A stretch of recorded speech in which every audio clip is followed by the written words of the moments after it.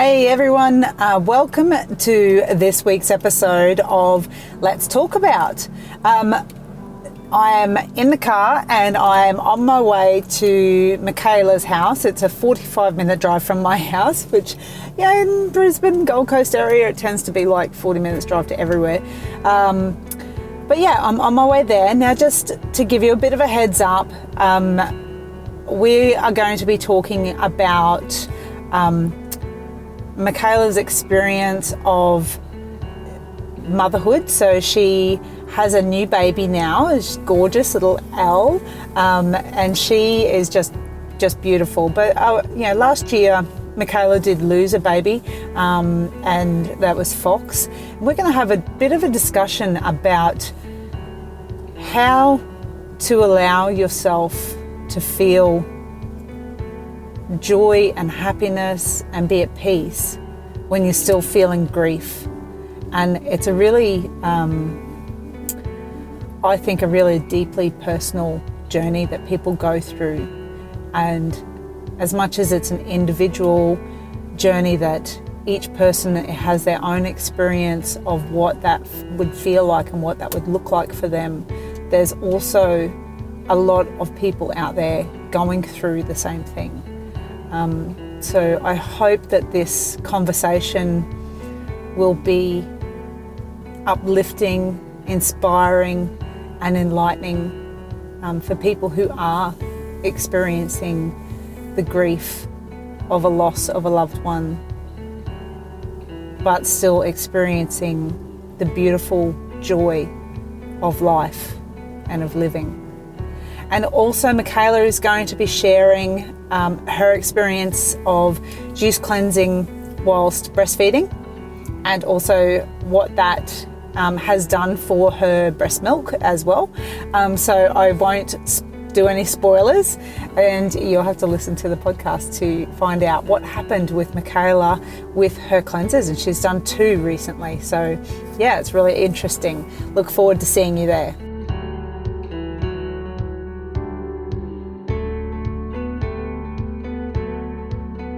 Thank you for joining us for this week's episode of Let's Talk About. And I'd really like to welcome Mikhailla to this week's episode. So Mikhailla, I'm going to do a little bio, and then we're going to have a chat about what your business is and a few other things that we're going to cover off on. Yeah. But just so that our listeners know, Mikhailla's 24, she's had 2 businesses, done a Bachelor of Business in Marketing, has had 2 babies, one that's in heaven and one that has just been put to bed. So she was a little bit upset trying to get her to sleep and be out of routine. It's good fun. But Mikhailla spent a lot of time writing from the pain of the loss, and that's your current reality right now. So you're sharing from a very wholehearted perspectively, which is what gave you the name for your blog, is it? Well, actually my blog was born before my son and before I was even pregnant, so yeah, it's quite fitting now. But it actually just came to me one day when I was just thinking of what to call it, and I just felt like Wholeheartedly represented me as a person in whole. So that's what it was. It was simple and broad and could really branch into anything. Yeah, okay. Cool, so I'll keep going. So now you also share from a wholehearted perspective on eating really good food as well. Yeah. And you've shared that, businesses are born from solving a problem, which is totally true. And so that's where Wholeheartedly was born from. And you've launched a pregnancy and mamahood recipe ebook, which sounds really cool. I'd love to suss that out and find out a bit more about it. So you had a 10-month pregnancy where you gained 20 kilos. Yeah, way too much. I've been there. Yeah. Totally been there on that. And you really wanted to fuel your body with good food and didn't want to diet, and you wanted to be able to share that journey with other people, which I think having a beautiful relationship with food and not dieting is a great goal to have as a lifestyle goal. And yeah, I totally agree, you know, that you just need to get the right ingredients and be really creative, and that's really cool. So you focus very strongly on that feeling good in all avenues of your life, even through the pain, you know, that there's so much beauty, and that your mind is such a powerful tool in life. So, you know, I think it's fantastic. You focus really strongly on that good relationship with everything, you know, friends, family, food, all that sort of stuff. Yeah, so definitely. yeah, and most importantly, yourself. Yeah. You know, because if your relationship with yourself isn't good, then the rest of it all goes to shit, doesn't it? Yeah. Really, to put it bluntly. So just to start with, one of the things I really wanted to touch on straight away was that I went onto your blog, and I was reading a lot of the different blog posts that you've done, and you share very deeply your loss of Fox and that journey that you've gone through with the pain and the grief and everything of the loss, but also then the joy that you've experienced with having Elle. And I know from myself, just the people I know, even within my own family, there's a lot of women out there who've gone through a loss of a child either during pregnancy or after pregnancy, and they go through it alone, you know, and it's not often something that's talked about so openly. What if you could talk to people that are out there that are going through that pain and that grief and that loss, and you could talk to them face to face now, what would you say? I guess like to not be afraid to reach out, because they really aren't alone. I mean, when I had my first loss, which was like, we found out around 12 weeks at that first scan that the baby's heart had stopped at like around 8 weeks. I guess that was something I didn't open up to a lot of people at that point, because it was so early, you didn't feel like it was valid, and I just thought, you know, how embarrassing, like I can't, you know, grow a child, and I was very like closed off about it. It wasn't until I lost Fox like full term after birth that I realised, you know, that I am not alone, and there is a lot of things that happen in this world, and losing a baby at 8 weeks or whether full term, it is kind of the same. The emotions are certainly different, but it is the same. So I'd tell them to, you know, remember that they're not alone, like, and to reach out and not be afraid to embrace their pain, and, you know, take comfort in other people that are going through the same thing, because they're going to be the people who know exactly how you feel. Like, I was connected through my pregnancy even to a woman that lost her baby, I think around 7 weeks, and the pain, like when I compare it now, I'm like, you know, I understand that it's completely different to losing my son after birth, but that is the worst pain, you know, at that point, if that is the worst thing you've been through. So me and her did connect a lot because it was around the same time. But yeah, like I would never judge people based on when they lose their pregnancy. So yeah, not to be afraid to reach out, even if it's to me, like even if you've lost your baby at 6 weeks, like even if you talk to me, like I would still treat you the exact same as you've really lost a baby that could have been here on this earth. Yeah, it is, and it's something. I was talking to Naomi Berg last week, who you know, I was telling you is the PT and wellness coach, and it's something that she was talking about, actually running workshops for helping women deal with grief through pain of loss of, and for her it's in particular the pain of loss of a child during pregnancy. Because like you said, with a miscarriage, there's a bit of a societal brush off of the grief that women go through when they do have a miscarriage. And it's really common. You know, it's really, really common for women. I actually don't know many women, especially my age. You know, I've got 3 grown children who haven't suffered a miscarriage. And for it to be that brush off and to not validate the grief that you go through, I think is something that really needs to change. Definitely. You know, and I don't think that people should sit in grief. Yeah. but allow it and not make it wrong that it's there. Yeah, you know? absolutely. Yeah. Because you're not really taught, like, you know, growing up how to deal emotionally with, like, pain or, like, a miscarriage is often the first, like, painful experience someone will go through because, you know, you might come out of school and you might end up pregnant or, you know, find your partner and want to have a baby, and that's what you experience, and you're not educated through school, like, for example, like how to deal with pain. So yeah, it would be a good idea running those workshops. Yeah, I think that there's a definite need for it, and a definite need to allow or provide a space for women to allow themselves to feel the grief that they've got inside them that isn't expressed. Because I'm a strong believer in that. Any emotion that's held inside your body can be the source of disease and illness, and you know, it needs to come out and it needs to be talked about. And, so you do share as well that you've had an interesting journey with food, and you've had a negative relationship with it and a positive relationship with it. Could you describe what that looks like and what it looked like then and what it looks like now, and the process that you've gone through with that? Well, I'd say my negative relationship with food has been, like, predominantly mentally as well, because I do still eat the same way. I have eaten pretty good all of my life because I am celiac. I was diagnosed when I was in, like, I think I was about 15, so it was later in life, and I had to become educated on food and what I was eating. So from then I started eating pretty much good food, but I think my negative relationship started mentally, where I would eat a burger, for example, and I would look in the mirror and, you know, you feel bloated and you'd start to, like, blame yourself for eating that burger. Why did I do it? And then the next day you're still unhappy, you wake up unhappy.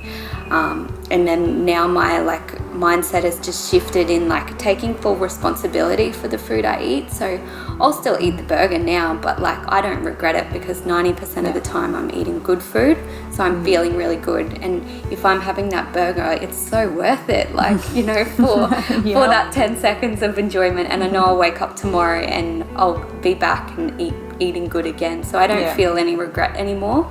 And that's why I don't focus on diets as well, because, like, I'm eating for my life, how I want to live, like, and if I want to eat a burger, I'll definitely eat it.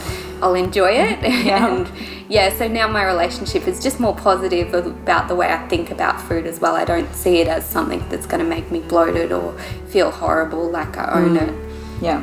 That's a really good way of looking at food. I think I totally agree with that perspective. I love a good burger. Like, do love a good burger. But also, like that, taking responsibility for every part of what you eat. It's like taking responsibility for your emotions, I guess. You know, you don't just only experience good emotions. You know, you experience good, you experience bad, and if you judge your emotions, you're going to send yourself crazy. You know. Very true.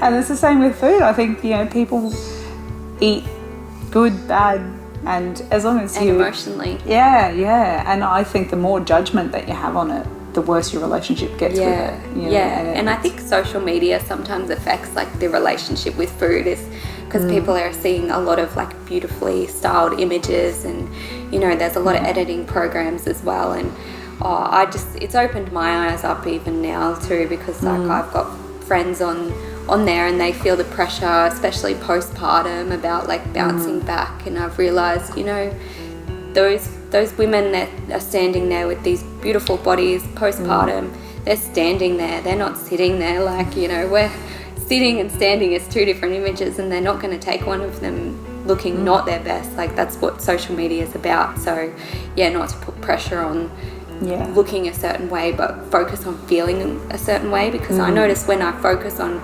eating good, I feel really good, and I don't even care then the way I look, like, because I know I feel good. So I think, well, I look good, I might have some rolls, but I'll own them because I actually genuinely feel good. And I keep saying that word because that's, like, it's literally true. Even when I was doing your juice cleanse, like, I went to the beach that week and I wore, like, a low set bikini, and I was like, I don't care, like, I gave my food, I gave my body really good food all week, so I'm just going to own it, like, this is the way I look. And I really enjoy like feeling good. Yeah, absolutely. And I actually used the example this morning. I've had an on and off relationship with exercise, like similar sort of thing where I've used exercise as a punishment. Yeah. And so exercise can be really good, as you can imagine, but Yeah. you know, you use it as a punishment, it can be really bad. Yeah. And so, you know, I've really come into a relationship with that and gone, okay, for a while there, I just would not do like a really intense exercise routine at all because I felt like I was going to slip back into my old habits and patterns. Yeah. And and now, like, you know, having a great relationship with exercise, it's like, oh no, I can totally go, go for a jog, do whatever I want to do, and feel good about it. Yeah, because you shouldn't be like exercising to work off what you ate. You should be exercising because you love it. Like, yeah, that's good. Yeah, so it's funny, you know, different people have different struggles in their relationship with things, and I think it all really comes down to the same thing of one, becoming aware of it, and two, then taking responsibility for it and going, well, how do I want this relationship to look? Yeah, exactly. You know? So that's fantastic. You are training, I saw on your website, you're training as a birth doula. Yeah. I had to go and research what a birth doula was because I had no idea what that was. It's not very common in Australia. No. So, assuming that I'm not the only person in the world that doesn't know what it is, would you be able to describe what a birth doula is, what they do? Why would someone want a birth doula? Yeah. Well, I actually looked into becoming a birth doula after I lost my son in Darwin at the hospital, because I guess like I became really attached to my midwives there. I guess, you know, being with the journey I had, I wanted to hold on to any moments I could, and the best people that could spit those moments back out, I guess, were my midwives. And being through what I'd been through, they kept in contact, messaging me. You know, we debriefed our birth a lot of the time, and it was really good. Like, they were just young girls themselves, so I think it was just as hard on them in their career as it was for me. But I really looked into, you know, wanting a birth doula the next time, or even being a birth doula for people, because I realised that other people could lose their babies in this world too. And in America, birth doulas are really common, and they used to be in Australia, like, I guess the older women that would be like really experienced, and you lean on them for support. But I wanted to consider myself like more a new age birth doula. Birth doulas now are traditionally known as supporting alternative methods. So with my natural birth, I did go drug free and in a birth centre, so it was considered an alternative method. But now with my experience, I wouldn't be the birth doula for everyone, but I would be the birth doula that you know, listens to the doctor's wishes as well. Like, so if he is to say a cesarean's best, I'm not going to go against the grain as most birth doulas would nowadays. They look into like ways of getting a birth happening against the doctor's wishes of a cesarean, but I would be that person that would be explaining to you and giving you the comfort you need, and why this is the way you've got to birth your baby, this is what they say is best, and give you the confidence to trust that the doctors are doing what's best for you and not the easy way out, which is commonly thought that doctors want to have cesareans more now because they like to work on a schedule and get more births out, because that's the misconception I used to have as well. But yeah, so I would be more a birth doula to reinstall the confidence in a new mum or a pregnant woman that's wanting to conceive, or even a mum after loss, because like I would know what it's like and the emotion you're feeling in that moment of giving birth again. So and each birth is such a unique experience as well, isn't it? You know, like it's such it changes every time. I've got 3 boys, and I still remember very, very vividly each one of them. But it's funny because you do forget the level of like the pain. Oh, definitely. I know that in the birth doula world, they don't call it pain. They call it surges. Out of positive affirmation, but I'm very to the point, and it is painful. Yeah. Oh yeah. Yes, but you forget it, and that's why you do it again. Like, and yeah. I think that there's actually, your body releases a particular drug, doesn't it, to make you forget. Yeah. Except then when you're in the hospital again, actually getting it, and it's like, oh, now I remember. I know. My last week of pregnancy with Ella, I was literally calling the doctor every day, going, "Oh, I'm going to go into labour. I need to go to hospital." I was terrified of that pain again, and you suddenly remember it all. Yes, you do. So with, like, you're obviously very healthy now, like I can just tell your skin's beautiful and clear and bright, and, but what would be, do you think, for yourself, your biggest personal health struggle right now? Yeah, I would probably say bloating, and I mean, I've got a little baby as well, so tiredness. Yeah. But mainly bloating, I think, is my struggle, and it's a lot of people's struggle. After having 2 babies now, I notice it more than ever, because by the end of the day you can really see it. Like, I don't think there's anything that I can do to really avoid it, unless I was to live on like a rabbit diet.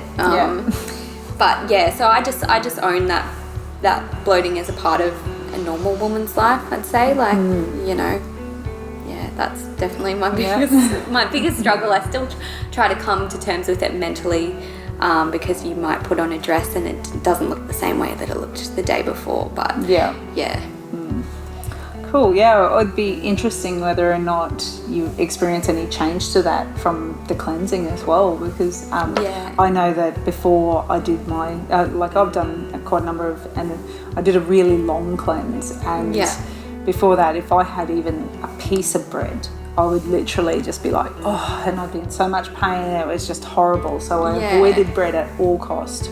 But I've done a lot of cleansing, and now I don't get that. I can literally sit down with a full bread burger and I don't get it, which is fantastic. And so it'd be interesting to check in after you've done a few cleanses and see how you go, and see whether or not you notice any difference there. Yeah, that would be really awesome. Cool. So, and speaking of cleansing, you did recently do a juice cleanse, and when we talked about it, I did sort of say, and I think you already knew anyway, that doing a full juice cleanse while you're breastfeeding is not recommended. It's something that if you're going to do anything that restricts calories, it can have an impact on your breast milk. So it's really important to keep up the calories and make sure that you're getting enough calories to make sure you don't run out of breast milk. And I do get a lot of questions from people around that. So can you share what it was like for you, what you did, what it felt like for you afterwards? Did it have any effect on your breast milk? Did you notice anything? Did you notice anything different with Elle? Like, what was it like for you? Well, I had a lot of questions as well after doing the cleanse with you guys about my breast milk supply, and a few mums wanting to do it as well were worried about how it would affect their supply. So the logic behind it was it shouldn't actually affect my supply, and I guess because if I was cleansing without food, perhaps so, but you advised to continue eating and just to replace it with lighter meals instead. So I went into the week of my cleanse prepared with some chicken soup, some pumpkin soup, some salads, and just basically like scrambled eggs on toast as well. And I didn't find any issues with my supply, and I think it's because I was actually more hydrated. So I consider myself as someone who drinks a lot of water, but you're adding juices into your day as well. So I've got really excited to drink every single juice. So I was already ready for the next one before it was even time or before I was thirsty. So I was more hydrated, so my supply wasn't affected at all. I remember waking up every morning feeling good too, even if I had a bad night. I was like, I think because I was nourishing myself from the inside out, so it did make a massive difference. So I think it was good with breastfeeding, and I would probably do it next time as well, postpartum in the early stages, after 6 weeks of establishing my supply, but probably begin a cleanse like monthly from 6 weeks postpartum.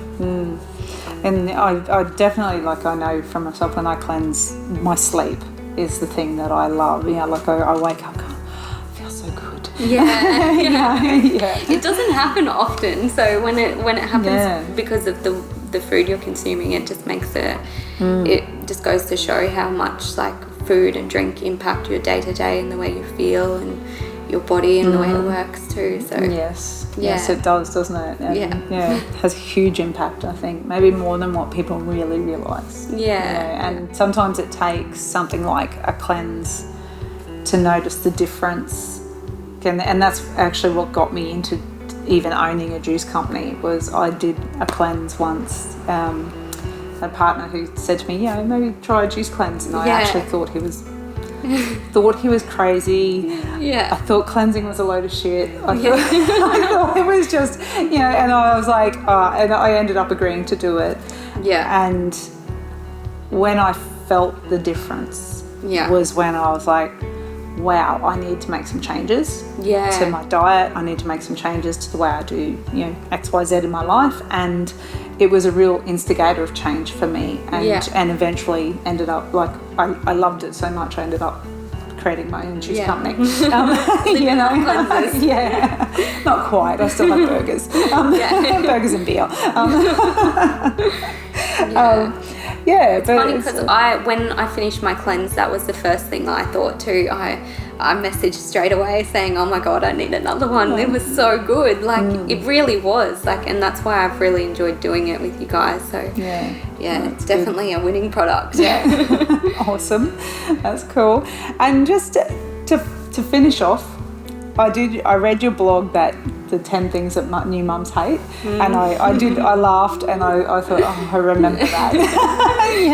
And it has been a long time since I was a new mum, but I still remember the discomfort and the uncertainty that I felt, because even by the time I'd had my third child, there were still people who would, say things, and I would get unsure.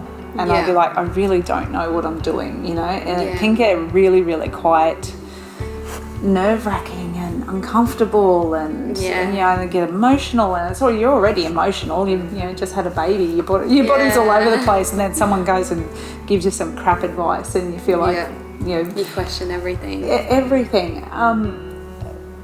One of the things though then is if you could share with someone, really, really bluntly, but really honestly, what's a better way? What's a better way for them to communicate? Because it seems to me like there's a bit of people don't know what to do or say. And so they say stupid things.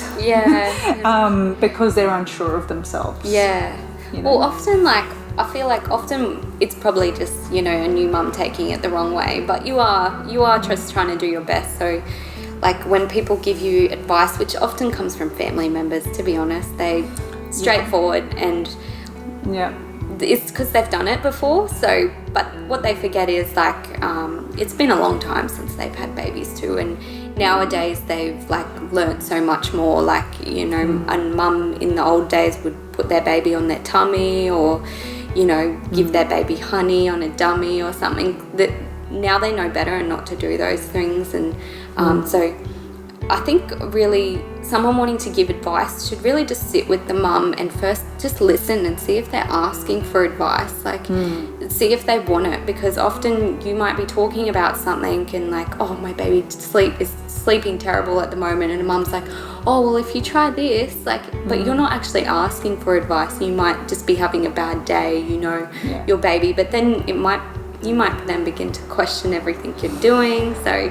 it just stresses you out. So really, I think, see if they are asking you for advice, because often I'll actually reach out to my friends and ask, what did you do when this happened, in a time when I'm genuinely needing advice. So just really sit and just listen to them and see if they're asking. If they're not, just support them with whatever they're saying. Try listening rather than giving advice. Don't give your journey, because they're genuinely not seeking it at that point. And I think that goes for that share. People have that compulsive need to share pregnancy stories. And I really hate it when people share pregnancy stories. Because they're so different, every single one. And not just that, like it can, often when someone feels the need to share a pregnancy story with someone who's pregnant, it's normally a horror story. Yeah. And it can terrify a pregnant woman, and it's just like, okay, if you have a horrible pregnancy story and you're talking to a pregnant woman, don't talk about it. That's just dumb, you know? Very true. Yeah. Oh, it's terrible. I'm trying to think of this moment as well when that actually happened to me, and someone tried to share a terrible pregnancy story, and now I consciously always share positive like pregnancy stories. I remember painful moments, but to be honest, like all of it's good in the end. If you get a baby, like that's all you need. Like even with cesareans, like people will say, oh, I really want to avoid a cesarean, but like if they're looking at why their doctor's saying you need a cesarean, it's for good reason. And like I had a really good cesarean experience, so I'm always talking about the positives, and like if anything, I think it was better than natural delivery because I got to go in there and come out with a baby and feel the same way. Like I wasn't tired, I wasn't exhausted. So I definitely think people should consciously share better, like the good parts of their stories rather than straight away the bad parts as well, because often women aren't asking for that and they don't need to be scared. Yeah, it's an unsure enough time as it is, let alone hearing anyone else's horror stories to make it more scary. Then you can just tell them later, why the hell didn't you tell me about this terrible stuff? yeah, that's a better way to find out for yourself. Yeah. All right, well, that's all the questions that I had for you. Is there anything that you wanted to share that you feel like you'd like to talk about? No, I didn't really think about anything, but no, I think we've covered a lot of information. Yeah, cool. That's awesome. And just so that anyone who's watching this, Mikhailla did do a blog just straight after you did the juice cleanse as well. So she shares on the blog your experience and everything that happened there. So I will put in the show notes as well links to your blog as well, and links to your Instagram page and things like that as well. Perfect. So just so you know, that's where to find you. Yeah, there's some good recipes that I did when I was doing my juice cleanse too, if you're breastfeeding and eating with your cleanse. Cool, awesome. It's always good for recipes. I love recipes. Yeah, me too. I do lots of recipes. Yeah. Awesome. Well, thank you so much. Really appreciate you coming on the show. Appreciate you giving me your time, and it's been a great chat. I really have really enjoyed getting to know you better and coming and seeing you face to face and talking rather than just over phones or social media. So thank you so much, and we will finish up here. If you've got any questions, post them below. If you've got any questions for Mikhailla, you can still post them below and I will make sure I pass them on. Otherwise, send her a question straight on Instagram or off your website. And your website's wholeheartedly.com.au. Yes. Cool. You can visit me there. But thanks for creating such delicious juices too. Literally amazing. Thank you very much. I'm not even lying. They're so good. One of my friends was telling me that she's doing one today, and she messaged me and she's like, these juices taste so good. She's like, she's not normally a veggie person, so she's very doubtful of them, but she really likes it, so it's good. And when we went to Byron on the weekend, I brought them down because otherwise they were going to expire before we got back. And I gave some to my friend Harmony as well, and she was really loving them. She was she was skeptical of almond milk, but even the almond milk tastes good because you've got these little ingredients in them, so it was delicious. I do love the almond milk. I go through a lot of almond milk myself. So the chopped cashew one I would get excited about on my veggie cleanse too, because I was like, I knew it would be a late night treat, like before bed when you're craving something, cold and naughty. So that was a really good one too. I actually really like heating it up as well. Just before bed I'll warm it up and drink it up warmed up. It is beautiful. I'll have to do that next time. Awesome. Thank you so much. Thank you. No worries. Bye.